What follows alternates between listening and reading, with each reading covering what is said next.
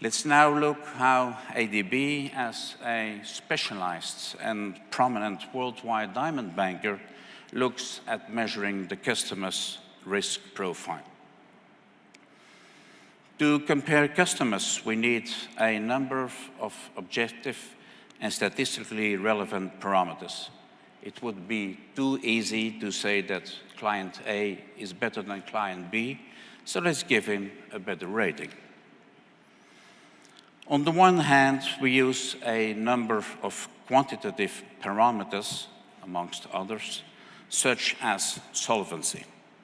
Solvency indeed reflects the capacity of a company to absorb losses and still meet its commitments vis-à-vis its creditors, banks and markets. Secondly, profitability is also an issue. Diamond companies have many facets, we all know.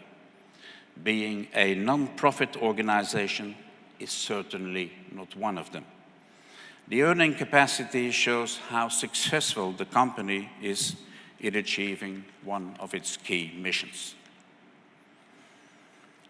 Third one is diamond asset rotation, which is in fact an indicator of the health of the underlying assets and should be in line with the normal business cycle of the segment the company operates in.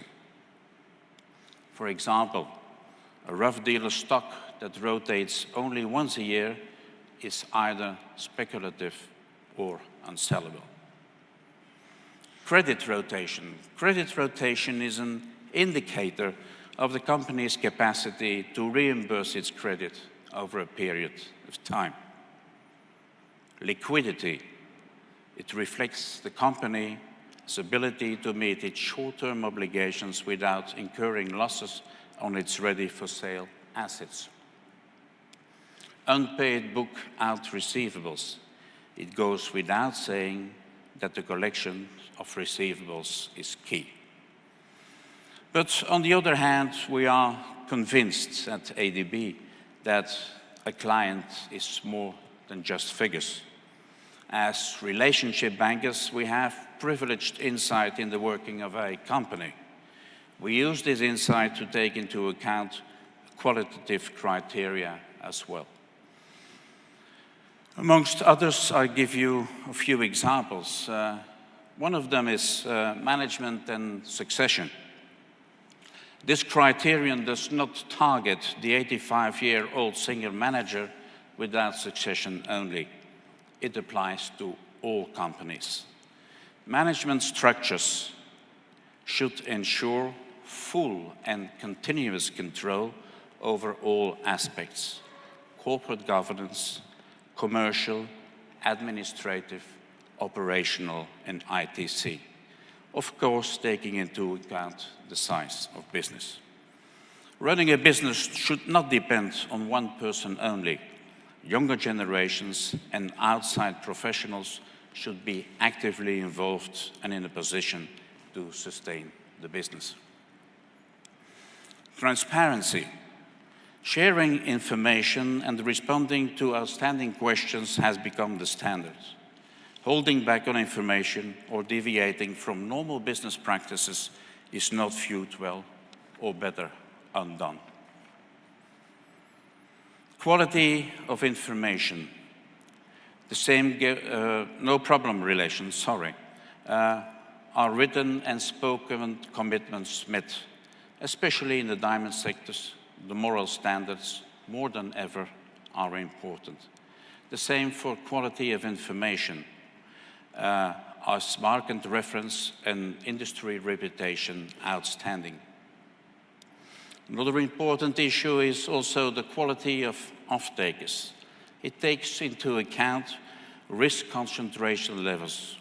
A well-balanced, diversified client portfolio is preferred over dependence on a single or a couple of off-takers, but also looks at payment patterns and the reputation of important off-takers as well. Administrative efficiency. The production of timely, precise, and well-elaborated information is a reflection of good management. A rating model is, of course, not sacred. And as relationship bankers, we can take into account other specific elements to fine-tune the consumer rating. Let me conclude that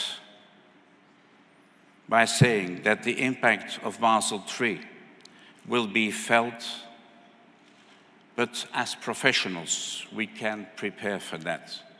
At ADB, we have made it a tradition to timely guide and prepare our clients in the face of future challenges.